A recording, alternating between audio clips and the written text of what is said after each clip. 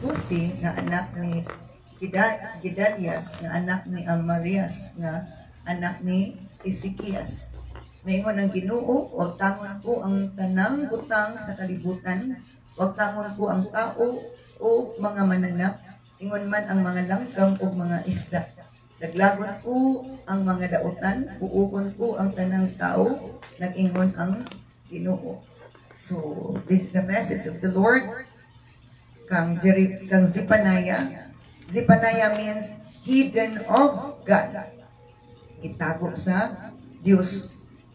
And then, matutpwede isa-isa ang kagikanan ni Zephaniah. Kinsa yung gigikanan. Matut pa, o unsa nga panahon nga nagpadayag ang Diyos o mensahe kang Zephaniah or Sophonias.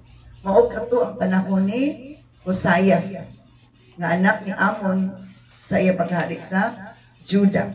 So kung atong isa-isahon o sabot ang mga ngalan or mga meaning sa ngalan sa lambigit dili nga isa-isay ni Lord. Ganong isa-isay ni Lord ang mga ngalan sa katigulangan nga gigikanan ni Zephaniah. So Zephaniah means hidden of Yahweh, and then isa-isay diri nga sa iyang pagpadayag sa mensahe kang Zephaniah moto panahon na kang Josiah nga naghari. Josiah means Yahweh heals. Ang Diyos nag-aayo or nag-ayo siya or mag-ayo heals. And then anak siya ni Amon. Amon means master workman. Master workman. Siya ang pangulo sa trabaho. And then matud pa si Josiah anak ni Amon nga hari sa king of Judah or king of Judah. Judah means let God be praised. And another kagikanan ni Zephaniah was the son of Cushi. Katumatod pa. Ang gigikanan ni Zephaniah, anak siya ni Cushi. Cushi means an Ethiopian, usaka Ethiopiano. And then siya pud anak ni Gedaliah. Gedaliah means Yahweh has made great. Ang Diyos nagahimo dako. And si Gedaliah son of Amariah. Si Gedaliah anak pud siya ni Amariah. Amariah means Yahweh said. Ang Diyos nag-ingon. And then si Amariah anak pud siya ni Hezekiah. Hezekiah means Yahweh strengthens. So, naay gipanganlan nga ngalan kay naay meaning sa maong ngalan. O matud pa naay tinago ang Dios nga ining abutan. Kung matud pa dinhi gipadayag sa Dios ang coming judgment against Judah. Yung gipadayag ang umaabot nga paghukom or silot or katalagman sa Judah. O adunay unsi ka mga butang ang buhaton sa Ginoo as part the judgment ni Lord nga iyang ipadangat dito sa Judah tungod sa ilang sala. Masayra nato unsa nganong ingana man unsi kabuk ang buhaton sa Ginoo nga judgment sa adlaw sa paghukom kung nganong ang Dios na suko. So unang nga buhaton sa Ginoo, I will sweep away everything from the face of the earth, says the Lord in verse 2. Ang unang nga buhaton sa Ginoo, iya kunong laglagon ang tanang utang sa kalibutan. I will sweep away everything from the face of the earth. Yang laglagon ang tanan. Ikaduhang buhaton niya in verse 3. I will sweep away people and animals alike. Akong laglagon ang mga tao ug mga hayop. Matud pa sa pulong sa Ginoo. Ikatulo, adusi din kay I will sweep away the birds of the sky and the fish in the sea. Manang ikatulo. Akong laglagon matud pa ang mga langgam nga naas kapanganuran ug mga isda sa kadagatan.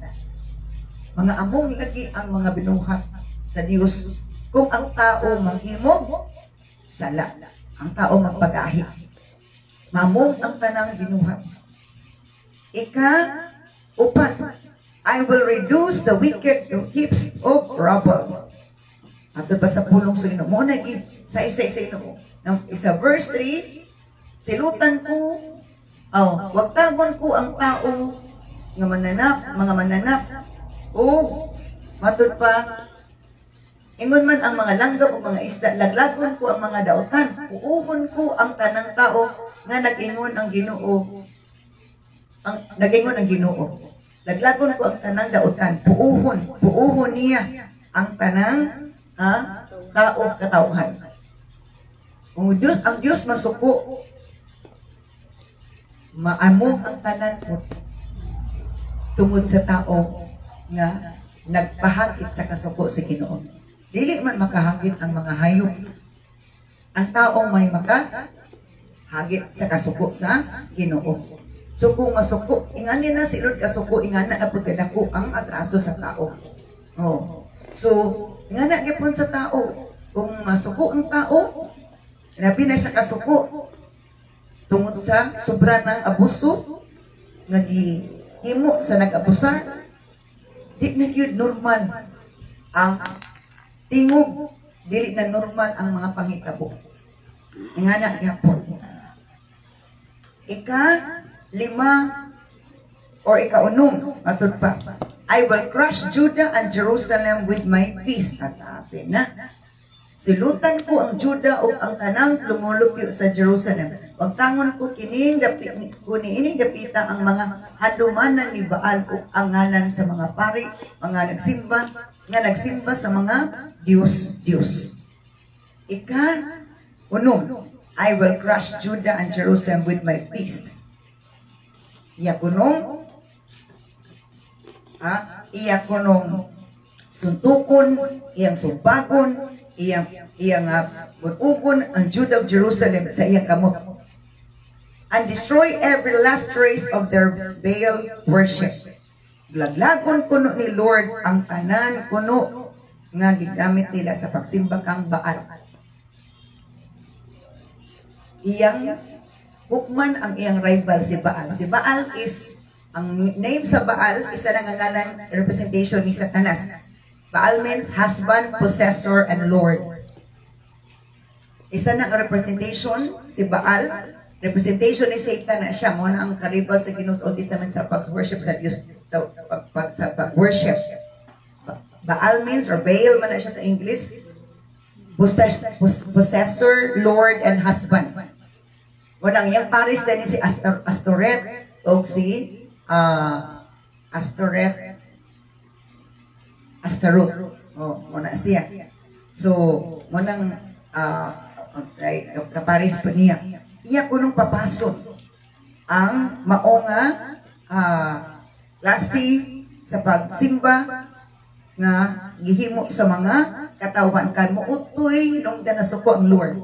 Ibig siya isimbahon ang mga tao dito na nagsimba ng Baal. O ingon pa sa verse, I will put an end to all the idolatrous priests. Ako nang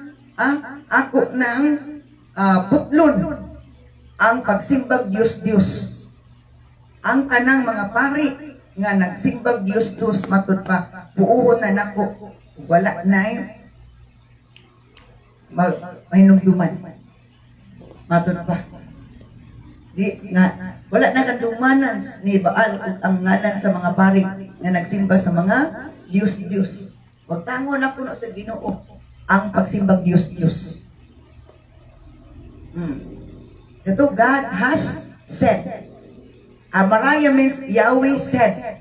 Ang Diyos nag-ingon na naagad siya buhaton. Kung dangon na niya pagsimbag Diyos, kay nasuko siya, kay siya na ang gipuli. Imbis ang Ginoo may tawagon, ang Diyos na. Pero nga ni ba, imbis ang ginikanan mo, imong pahimutan sa imong time, sa imong unsan na diha.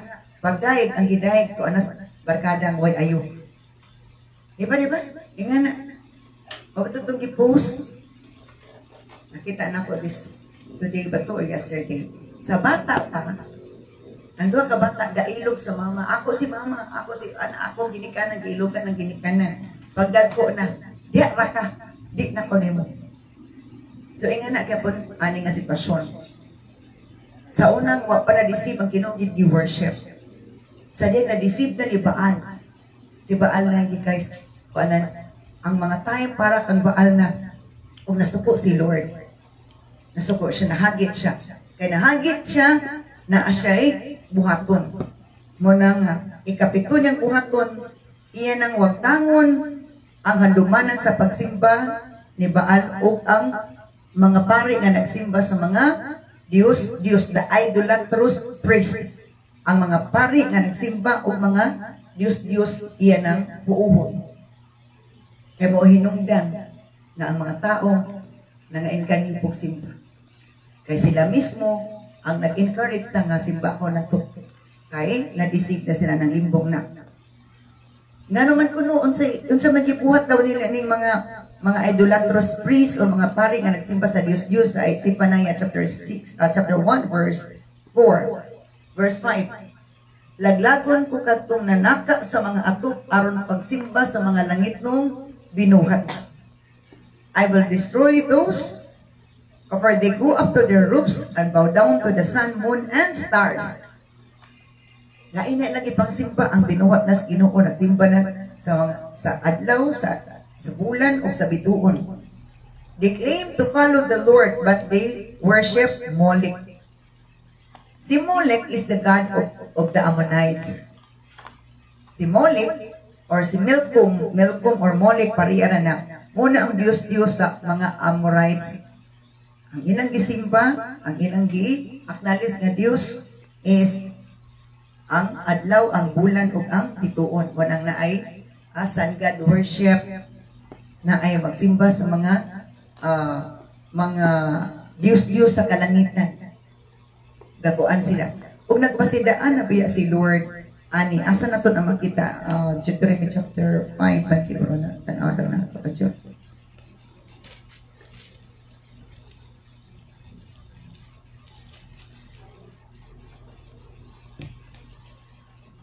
Deuteronomy chapter 4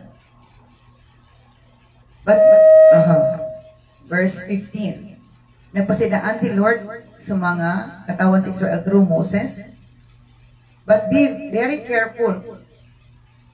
You did not see the Lord's form on the day He spoke to you from the heart of the fire at Mount Sinai. Ngayon siya pabantay mo. Kaya wala mo nakikita sa itsura sa Ginoo sa dang siya nakikistorya dito sa kalayo, dito sa bukid sa Sinai. So do not corrupt yourselves by making an idol in any form, whether of a man or a woman. Basta ayaw ka mo pagpalimpong, pinagi sa pagsimba sa mga Diyos, sa porma sa laki or porma sa babae.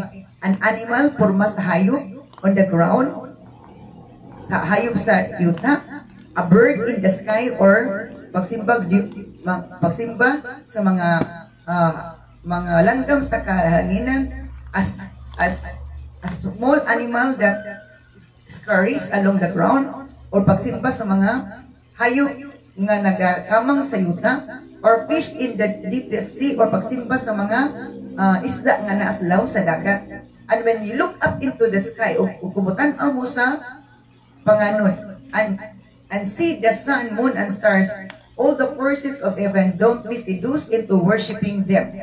The Lord your God gave them to all the peoples of the earth. Nagkabalugid si Lord nga ang yawa mo inganyo sa mga tao nga musimba sa mga binuhat ni gibuhat sa Ginoo. Kabalugid siya. O wala nagdumili siya gyud, wala siya nagatugot. Bisan hangtod karon wa gid siya nagtugot. Pero daghan jud kaayo na nga limbungan ani dagan nagbuhat na ni. O isa ni ang hinungdan nga ang Dios masuko ug magpadangat siya o katalagman kay imbis ang Dios nga magbubuhat ang simbahon, ang binuhat sa Dios man mo anay isimba sa tao. Nagpasidaan na siya. We always remember this in Deuteronomy chapter 4, verse 15 to 19. Tanan gisgutan ni Lord, ganong giingan ni Lord, kabalugid siya nga ang yawa mo gamit anang instrumento para simbahon, para lang good ang Diyos masuko.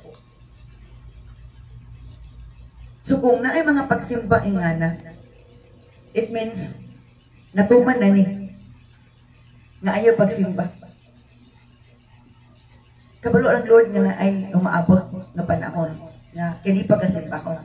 Ug ang karon na ani karon kay save nga Satanas, save nga kaaway ang nakas kalibutan. Kung mo ni hinungdan nga nasuko si Lord. Siya puuhon na po ang handumanan ni Baal o ang mga pari nga nagsimba sa Diyos matud pa. Ngano kuno o sa mga tukuno sila sa atop sa verse 5 aron lang mo yukbo mo bow down sa adlaw, sa bulan o sa mga bituon. They claim to follow the Lord, but they worship Moloch. Na ay mixture na dayon sa panimbahan. Musimba pod sa mga Diyos, musimba pod sa Diyos. Dili man si Lord gusto mixture. Gusto man siya purity. Gusto man siya originality. Dili siya gusto mixture. Ikawalo nga I will nga buhaton sa ikapungot. I will destroy those who used to worship me, but now no longer do. Akong laglakon katong nagsimba kanako, apan karon wa na nagsimba. They no longer ask for the Lord's guidance or seek my blessings. Gisaysay kinsa iyang laglagon. Nganong iyang laglagon? Sa verse 6, laglagon ko sila nga mibiya kanako ug wala na mag-alagad kanako ug magpapisayod pa kanako. Kato kuno mga taong di na kuno mananghid sa Ginoo, di na mag-ask og guidance ni Lord. Suko si Lord anang dili na mag-ask og guidance iya. Itipas na magbuot na. Di ba sa school na ay guidance counselor? Sa mga artista na sila manager, sa mga athlete na sila coach. Kita naatay Diyos ka pananghiran kay siya atong labaw, siya atong amahan, siya atong kanan.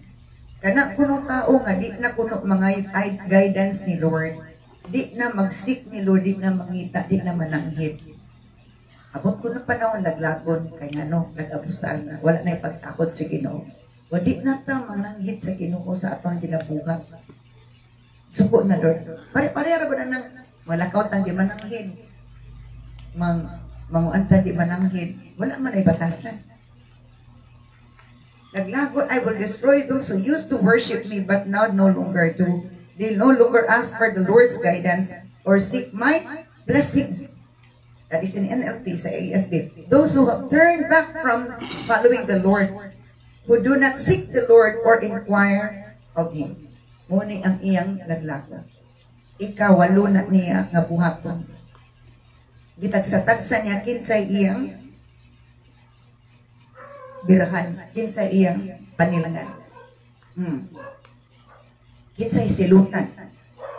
Okay. In verse 7, paghilom ka mo atubangan sa Ginoong Dios, kay duol na ang adlaw nga siya maghukom. Ang Ginoo nag-andam og halad nga sunupon. Stand in silence in the presence of the sovereign Lord. Maghilom kuno ta atubangan sa labang makadagako. Manghilom ta dili kay magsaba-saba ta. Kung natay pagkahod sa balay sa Ginoo, panahon sa panimbahon, dili ka mo labay atong tingog, kamulong ampo, kaya pangalimoy, tapos Ginoo atong dayo, gusto ta makasulod sa pinakbalang gapit, nga pangaliw po, tapos Ginoo makasulod, tapos presensya sa Ginoo, galabaw ang tabi, nagachismis na di ay, maayo na ina. Kung na ay istorya, di na nagkahinay kay respeto nga naay nagampo. So stand in silence in the presence of the sovereign Lord. For the awesome day of the Lord's judgment is near. Kay haduol na ang paghukom sa Ginoo. nga makalilisang. The Lord has prepared His people for a great slaughter and has chosen their executioners. Naandam na si Lord. Giandam na nagkinsa iyang gamiton nga mag-execute. Dili niya to awaton ang taong dili ngay awaton. Kaya sila kasaba, magsaba na lang po tag-apil. Remember, tagsa-tagsa nga pangatupang sa Ginoo. Tagsa-tagsa ta panilangan ni Lord. Munang ayaw awata ang dili angay awaton.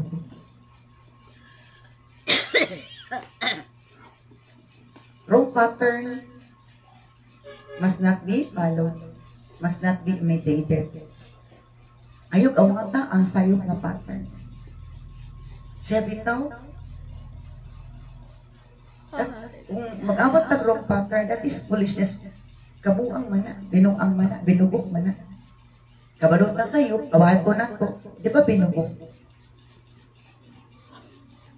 Apan ko, awat ko na to sa kong pattern, maalaman ka. Stand in silence in the presence of the sovereign Lord.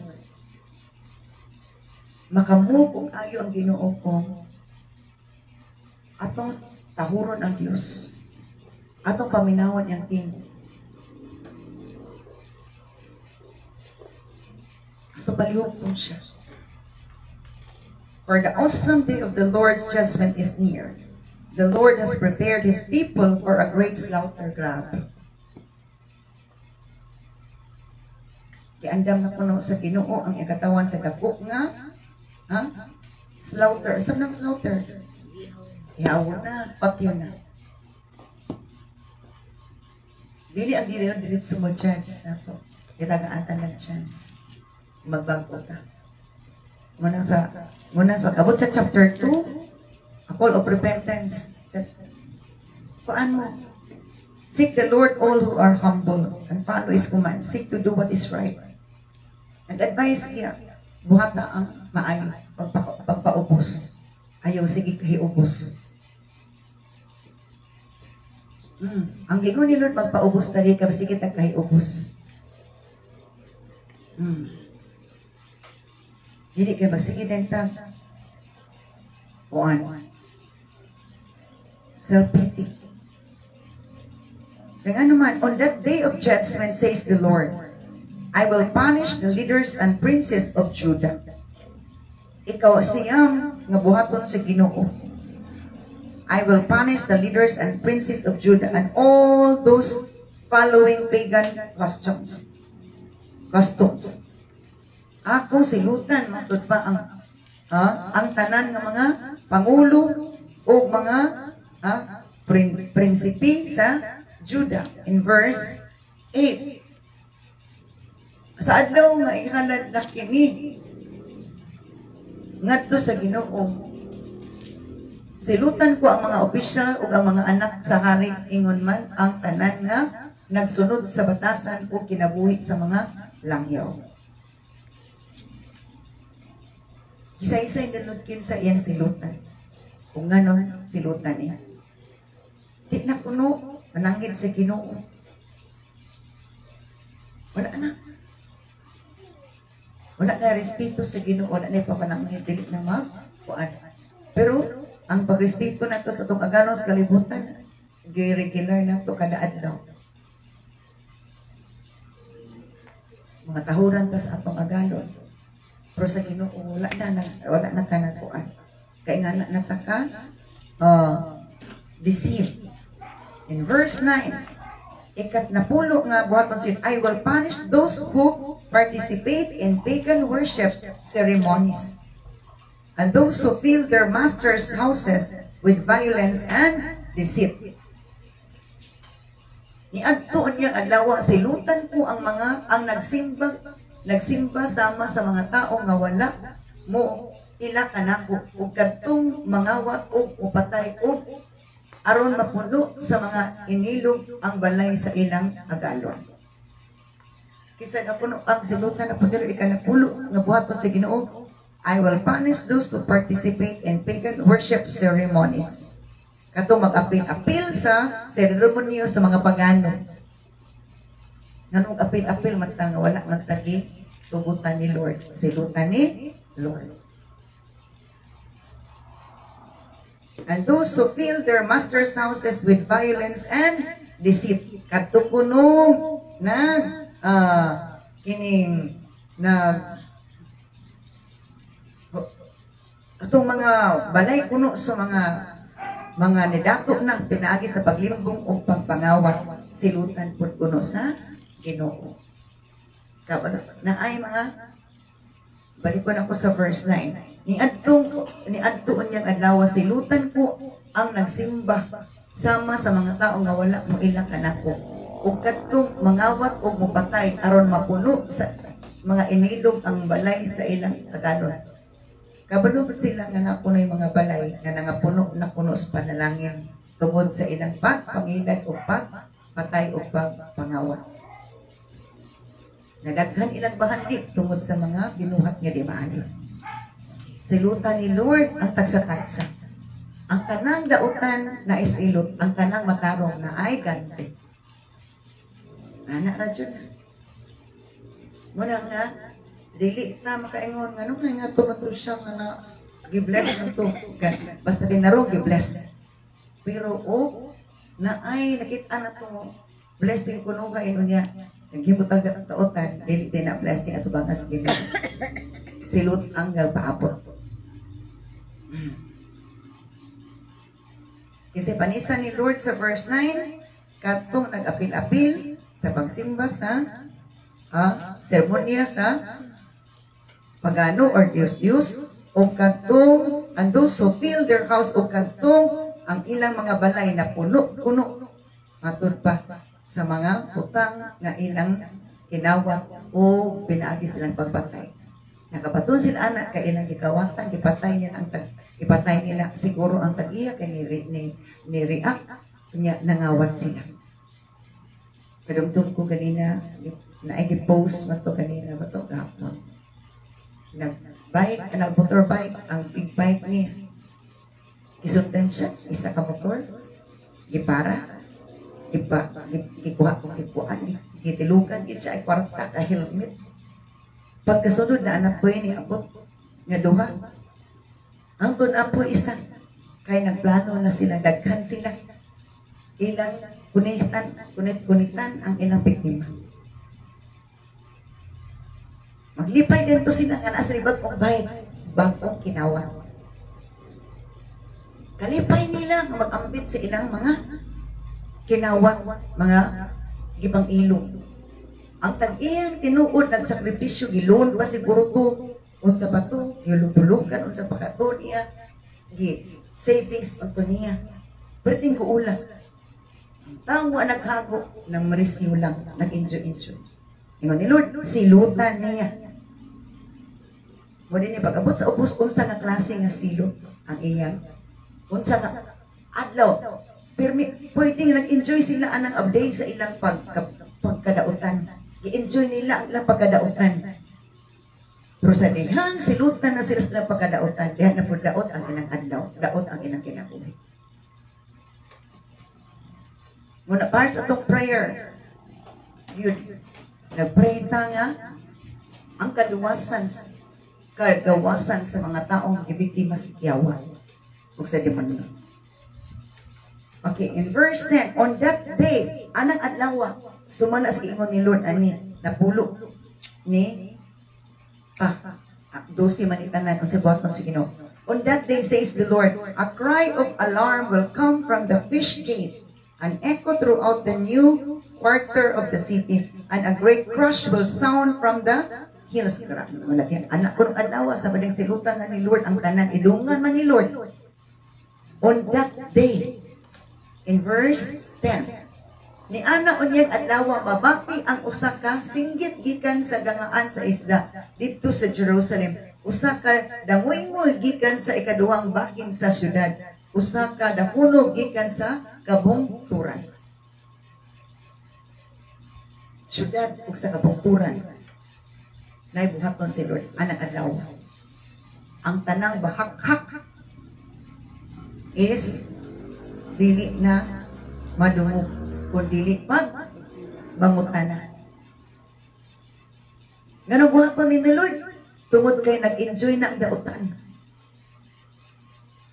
Perti na lang kitawa, apir-apir pa sila, hubog-hubog sila kung sa patin, perti nag-enjoy. Ang nahanday nila, marubag, unahan nila, na anay, gapadulong nga baha, aron ianod sila. Lumsa na sila, patyo na sila. Kinsa ingin ang nani, dili man unbeliever. Dili man unbeliever ingin ang nani. Mga katawan sa Ginoo na deceive na, dili unbeliever ingin ang nani. Mga katawan sa Ginoo na deceive na. Sa atong panahon ko, Christians nga na deceive na. Dakto dili. Dili man unbeliever ingin ang nani. Believers man, magkataon na sa Ginoo na deceive na. Oh, magkataon sa Israel nga na nakuha na sa Ginoo na deceive na. Anang adlaw, matud pa, adunay pagbangutan. Verse 11, wail in sorrow. Paghila ka mo o mga lumulupyo sa ubos nga bakin sa syudad. Wail in sorrow, all you live in a market area. For all the merchants and traders will be destroyed. Kaya ang tanang mga negosyante mamaligya ay mga laglag. Kailan na pong, di ba, maligya ilang mga kinawa, ang ilang negosyo, mga pinuang, laglagon sa Ginoo. Walay i-escape ni Lord. Walay lakturan ni Lord. Tanan. Ingana si Lord ka just. Walay iyang lakturan. Walay iyang paboran. Muna nga sa Ginoo nga, dili ta maghimog daotan. Kay kita ragyapon ang ani ug daghan mga among. Kinanan masayod ta ani balik-balik ka man si kinan masayta. Ngano masuko ang Lord, ngano dai nagkatalag man may tabo. Ngano na ingana na sila. Di ba? Dili man may tabo ang negative kung wala hinungdan. Wala may coronation kung walay nagbadaog. Wala sa diyan nakabalo ko sa pulong sa Ginoo. Sa nakasabot ko, hindi ko gusto nga imperno ko. Hindi ko gusto masilutan ko. Huwag itang ako na sinumpang ko ipagpangalagan. Huwag ko'y tinaguan. Wala ko'y binuhatan na dautan. Di man ko perfecto, pero huwag mo na sinumpang ko'y.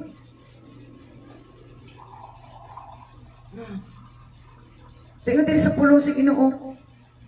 For all the merchants and traders will be destroyed.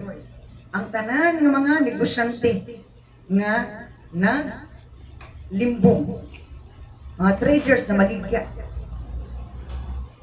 Na maligya silang kinawat, na maligya silang mga sa nabinuang. Oh, di ba? Bantay mo na sa merkado nga, mga hangiyag lag cellphone, mga hangiyag lag mga alaka sa puwan. Kinawat na. Halos ikon nga, mga isnas na. Sa ibaligya nila barato kay, wala na sa nagpuhunan. Sakto dili. E kung mapalit na sa ilaha, di ato silang gibuhit sa ilang mga kinawa.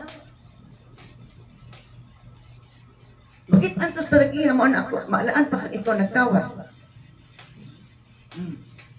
Nabito sa balaod kong, masakpan na dito, bali sa junk shop, kung kaon sa tag-iya, wala kayo mahimo ang tag-iya. Ihatag ina, kaya na itinuod nga tag-iya. So, ingana, dili gusto ni Lord, unta, nga may katalagman mahitabo. Apan kung di kita magpatuo, maabot siya siya. Kaya nag-ingon sa, the day will come. And then, yung ikaunsi, nga buhaton si Ginoo, I will search with lanterns in Jerusalem's darkest corners to punish those who sit complacent in their sins. They think the Lord will do nothing to them, either good or bad. Okay. In verse 12. Bisan kunog ngit-ngit, mangita siya nga madalag lantern. Magitaot siya kung sa ngit-ngit. Kadto kunong to punish those who sit complacent of their sins. Salutan ko no to, murag, kumpiyansa na kaayo, murag naanan pa sa laba, murag normal na sa iya ka na. Sa kangit-ngit, dalaan kayo nagsuga, asa to dapita to, asa to nagtago tong kuana to. Murag ingana. What is, verse 12. Ni adtong panahon na siksikon ko ang Jerusalem ginamit ang mga suga. Ug silutan ko ang mga tao nga nagsalig lamang sa ilang kaugalingon ug nagkuna-una nga ang Ginoo dili mo buhag ug maayo o daotan. Nagkumpiyansa sila, nag-abusar sila sa kay Ginoo nga. Lagi ang Ginoo pabot og daotan ako. Nag-abusar na, complacent nga mura pag okay na sila. Wala na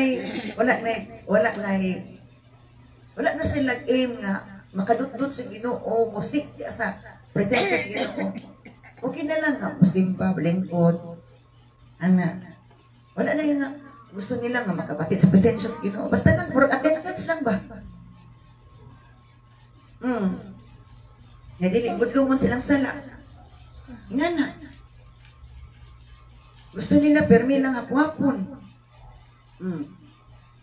Segundo ni Lord, ako, Panginoon sila. Madala dyan ko na siyang sugat. Tanaw ng asa dapit nagtago. Okay, verse 13. Sakmiton ang ilang kabtangan o panggupon ang ilang kabalayan. Dili sila maoy mo kapuyo sa mga balay nga ilang gibuhat o makainom sa bino nga abot sa ilang kaparasan. Mo ni mahitabo. Ang tanan nilang mga investment, ang tanan nilang mga properties. Dili maayong dagat. Ang ilang mga balay nga gipangbuhat nga bag-o kuno di na sila kapuyo. Kay katong tanan nga ilang ipunta dito tanan man to. Tanan dito dili man pinaagis maayo nga pag tsada nga balay pero dili tsada ang hinungdan nga no nakabalay. Tsada sakinan pero dili maayo ang nga kuan silang sakinan. Pagkuan nila tungod silang pagpanglupig, pagpangmawat, pagpangawkaw. So their property will be plundered. Their homes will be ransakon ang ilang balay. They will build new houses but never live in them. They will plant vineyards but never drink wine from them. Wala gyud sila madaw-daw. Kinsa ni sila? Katong mga tao nga gisulti ni Lord gikan sa verse 2 paingon sa verse 11. Nag-enjoy sila for now, later dili sila mag-enjoy. Verse 12, tama sa verse 12. That terrible day of the Lord is near. Anang adlaw nga gitakda na nga ang Diyos mo silot. Unsa daw kuno na nga klaseng adlaw? Verse 14, doon na kaayo ang adlaw nga ang Ginoo maghukom ug pait kining palandungon. Sa adlaw sa paghukom, pait kaysa nan, pait pa sa serpentina, pait pa sa banyawan. Pero so, before na may tapos enjoy nila, grabe enjoyment. Pertigin nyo ng lipaya sa ilang kabuang. Yan, kinsa giingnan na ni dili unbeliever. Katawan sa Juda nga nangadeceive na. Yakan kay Christian karon nangadeceive na.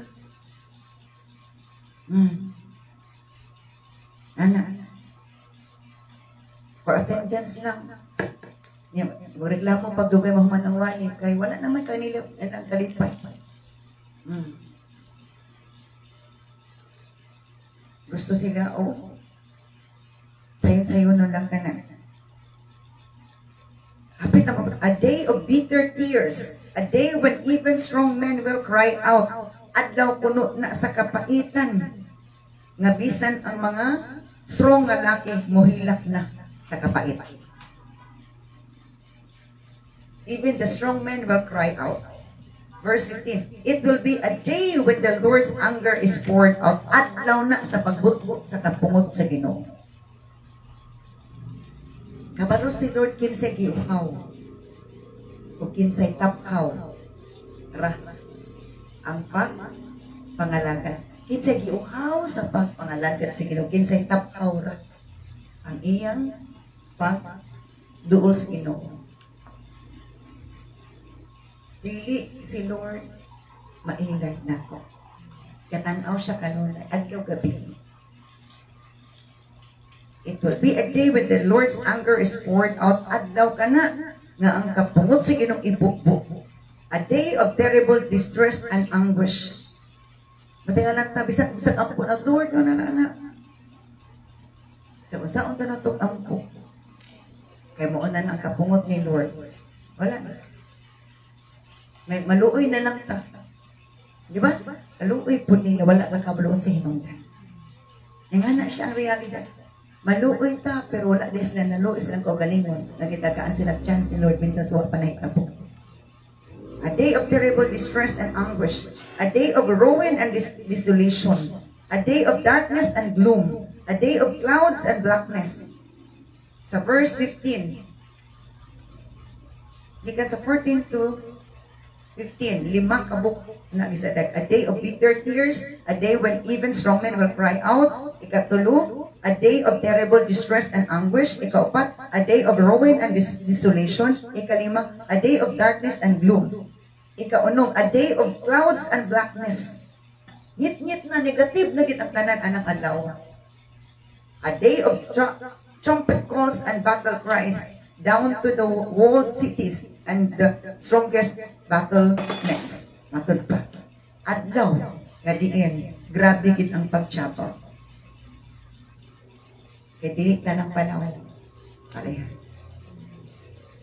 Nay panahon sa lipay-lipay, patugutan ni lupang lipay-lipay. Kung dili sila mo lipay-lipay, kung ang Ginoo wala na lipay, na magapamaypay, git sila, di mao. Atod pa sa pulong sa Ginoo. Nga naman, sa daw kuno hinungdan, verse 17, maingon ang Ginoo, kasiguhon ko ang mga tao, nga, ang mga tao, manglakaw unya sila, sama sa buta, kay nakasala man sila, kanako. Ika-12 nga I will ni Lord. I will make you grow around like the blind. Ako silang, sa mga group, mga, anak bitong, kuan ang pananaw, hanap na. Ako silang, hanapon ang ilang pananaw, sama sa buta. Your blood will be poured out into the dust, and your bodies will lie rotting on the ground. Grabe na gini. Sa nga, verse 17. Ngayon na ginoon, kasiguhon ko ang mga tao ug manglakaw niya sila sama sa yuta, kay nakasala man sila kanako. Pabuhayakon ko ang ilang dugo sama sa tubig, ug ang ilang unod, mga dunot ug mga bako. Grabe. Grabe. Sinabi na sila na suko. Mana nga sa atong prayer nga Lord, tandugan yun ang mga tao nga maginulsol ang matagos na. Kay kini mahitabo man siya. Kay gisulti maginis Ginoo. Kinsa may makadangat ani o maka sinabi ani kadtong mga di gyud gahinulsol nga gapating agyod. Gapadayon sila kuan kay bag sila sakto. Mga kuan daw ang ilang lata sa yuta ang ilang mga lawas. Sa adlaw sa kasuko sa Ginoo, dili makaluwas kanila ang ilang salati or bulawan. Ang tibuok kalibutan lamyon sa kalayo sa iyang kasuko. Ug sa kalit buuhon niya ang tanang tao nga nagpuyo dinhi sa yuta. Kaya mo na ang pag-sanctify, ang purify. Ang tanan nga mga dautan, iyang puuhong aron ang mabilin mautong mga tarong matod pa sa pulong sa Ginoo. Dili kuno makatabang ang ilang kwarta nga ilang na tigo sa ilang pagbinuang, pagpanginang kamo, pagpanggusto, pagpanginabuhi sa adlaw sa kapungot sa Ginoo. Kay ang tibuok kuno ayuta utton ni Lord pinaagi sa kalayo. O ganina pag-open ako pila pa to ka minutes sa sunog sa balulang. Moto na share po na po, nagampo po nga, mahunong ang kalayo. Abot ko kung sa'yo, nga, dito pagit sa ibabaw, lisod ka ayo ang fire truck, ang makasave ato, helicopter na magbugong tubig. Kadili man po matala, upuan kayo wala may, di man to, agiana. Oh, musaka pa dyan, hindi ka abot ang hose, lisod, usapan pa, helicopter, niya. Abot ko na ba helicopter sa ato diri sa pang-risk na ay dalag tubig. Everything that happened nga negative has a reason. Gitugot ni Lord kay na ay hinungdan. Manang kung gusto ta nga malikay ta sa katalagman. Ayaw gyud. Pati atong anak atong badlongon kayo sa kita naglikay ang atong anak ko sa pala atong pamilya. Hinungdan. Ana ay kuan. Pagkabalugit si Lord. Kinsay tarong. Kinsay dili matarong. Mana nga, ang Diyos nagpa, inumdum na to, nga, ang kita nga bantay, mag-wake up ta, magmatata, mag-take action ta sa gusto ni Lord. Wala na kunoy, nangonsulta niya, nag-ask guidance niya, nag-seek sa iyang advice. Nagsalig na ang tao sa kagalingon nga, wala ko nakaalam. Wala na desire, wala na natinguha nga imong ma-feel ang presence ni Lord. Taphaw na ang tanan. Di ba taphaw nga pagbati? Wala na. Wala na. Hapit na mahupas nga supas or pan. Lahat na yun. Dili gusto ni Lord, anak. Wala nga. Nag-grow, nag-activate, nalipay siya sa mga taong giukaw sa iyang presensya. Nagpakisayod si Ginoo. Nagsakripisyo. Di na ba sakripisyo? Kaya kasya bitaw. Yan na. Ano sakripisyo man ta? Ano magkuata? Luwasan ta? Ano maapil-apil man ta sa grupo? Ano, yan na. Kabalo si Lord sa atong mga reason. Ang babaw. Kaya taphaw na. Kabalo si Lord. Kita mga tubang sa akong mga ipangsulti ni Lord. Ipakita na mo na siya imong gisulti. Mo na siya ito binuhatan. Ingon dyan na, dili na tiyaw-tiyaw. I'm just telling what God says in His Word. It's not to scare anybody, but it's a warning.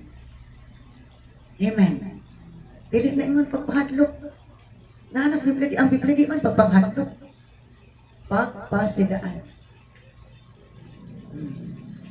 Father God in heaven, thank you so much sa iyong mga pulong.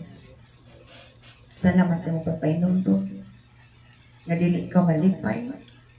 Kung kami, O Diyos, dili na magkisayod ka kanimo.